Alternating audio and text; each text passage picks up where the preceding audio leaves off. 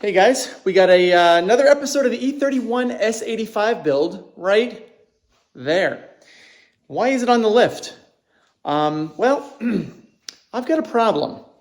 And take a look at this video really quick, and you'll see that it did work, but there was an issue, and that is that I needed an extra spring on my clutch pedal to help pull that clutch back up. So I'm trying to understand why that is, and I think I might have the answer. So stay tuned to find out.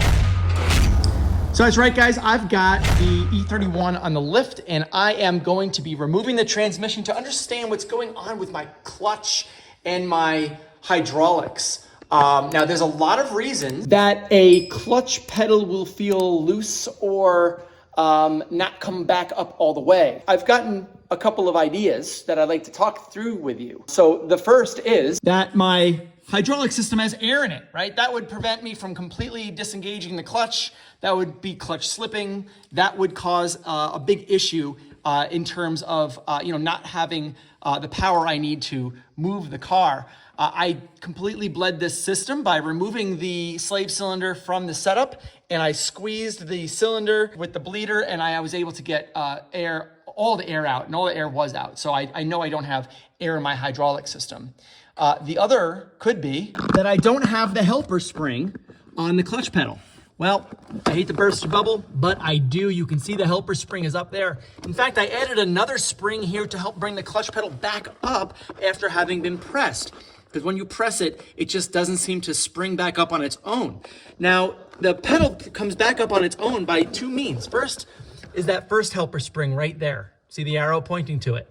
The second thing is actually the clutch fingers on the pressure plate.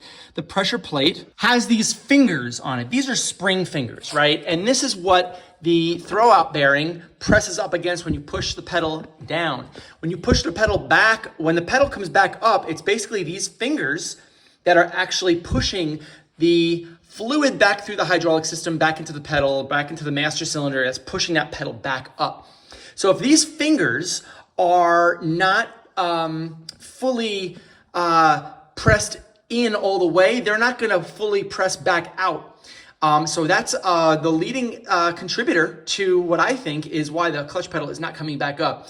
And that's really annoying, because if the clutch pedal doesn't come back up quickly, then you can't shift again quickly, because the pedal isn't coming back up fast enough to meet your needs. So you're shifting and you're slowly letting up on the pedal because you want that pressure to come back on your foot as you're lifting your foot.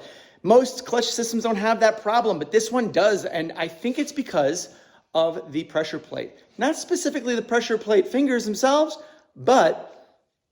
and let's take the transmission off and the pressure plate off, and I'll explain to you what I think the real problem is. So removing this transmission is actually surprisingly easy. I removed the exhaust. As you can see, the collector, I removed that. I'm starting to remove the transmission bracket and the drive shaft. The exhaust is completely removed. I have to remove the slave cylinder and its plumbing, and then the whole thing is going to kind of tilt down a little bit to allow me to get access to all the bolts on the bell housing.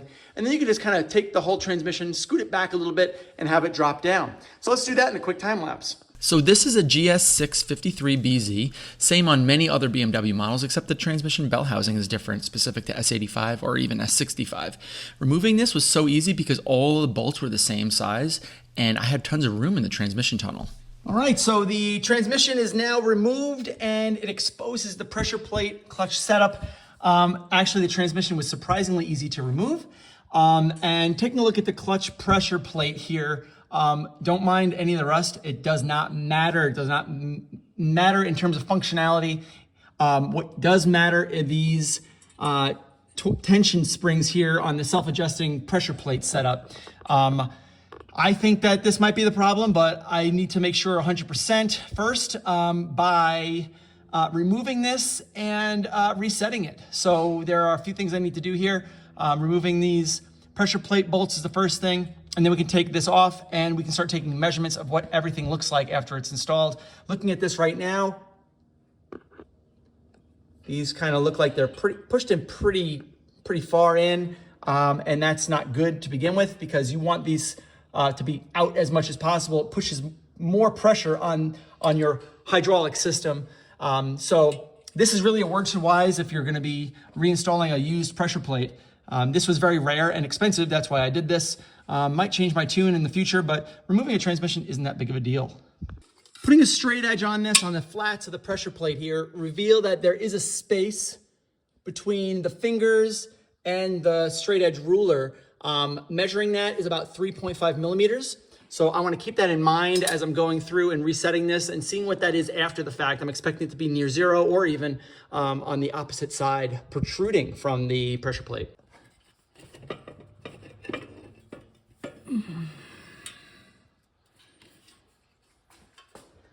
So you can see here that this flywheel surface is very, very good condition. And so is the flywheel. Everything is in very, very good condition here. So got a lot of good meat on the clutch still. And now it's just a matter of resetting this pressure plate and identifying if moving these springs over and getting this thing to reset is going to give me the engagement and back pressure from these fingers that I need in order to move that clutch pedal back and give me a real good BMW feel that I love and know.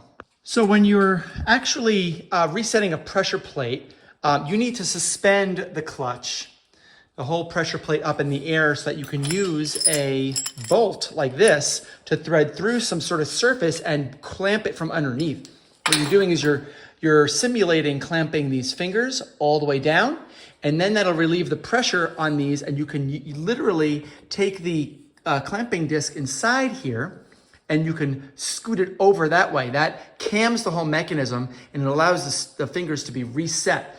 Typically you do this when you install a brand new clutch disc or something like that. In this case, I'm just going to reset it anyway and see what happens and see how the clutch feels. It's not going to be too difficult for me to test it. And if I really do need to buy a brand new pressure plate and clutch system, then I'm just going to do that. You know, I mean, I just want to see if this system actually works. I've reset pressure plates before, so it should actually work. I think it will. Let's just give it a shot.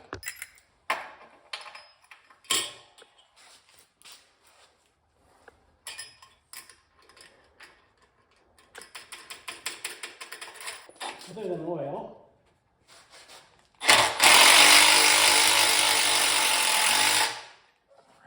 Now, one here. Let's see if I can do two of them here. One here, right?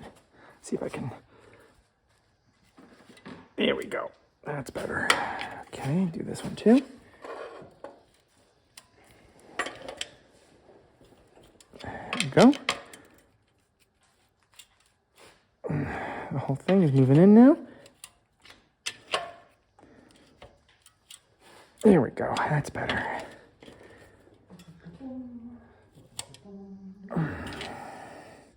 So I need to do more. Definitely a lot more. Cool. So on the upside. Okay, now I can loosen this up and start taking measurements again.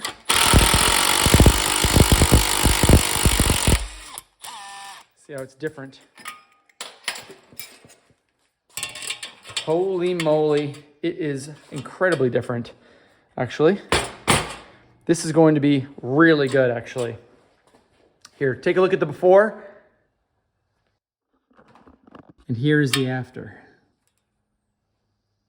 Now we're gonna put it in the car, and we're gonna retake that measurement after it's installed with the clutch disc installed and go from there. All right, so let's tighten this up, and then we'll take this puppy out, and then we'll take this measurement one more time like we did before. I think it was negative 3.4 millimeters or something like that. So we'll be able to take that measurement again to get a good feeling. Ooh, spider. To get a good feeling on how this thing is actually gonna behave when we put it back on. All right, everything is down and torqued to spec. And if I were to put the straight edge on it again, you'll see that it is actually now protruding on top of the ruler. Reveal that there is a space between the fingers and the straight edge ruler. Now it looks like it's positive like 8, much bigger difference here. So when I put this transmission on and put everything on together, I expect this clutch pedal to be a lot more springy. So yeah, very excited. Let's get this transmission back on. All right, the transmission is installed, clutch is installed, everything is back in except these bolts, but that's okay. I don't really care about that. I want to test out this clutch and get this thing, figuring out how it's gonna fit. So, take this off, let's bring the car down, and let's get clutching. I am so incredibly corny. I'm not even funny. I try to be funny in my YouTube videos, but I'm just not. I just know it. I just know I'm not. I just know it. Okay, the car is down now, and all I want to do is, remember I got that helper spring in there, that like stainless steel helper spring? So yeah, so this right here is a spring that I had, that crappy one. I'm just gonna take that off now. And see how this thing feels. It's probably gonna take a second for it to, you know, or figure its center out, right? Let's see here. Just do this. Now before, without that spring, it wasn't even coming back at all. But now, let's see.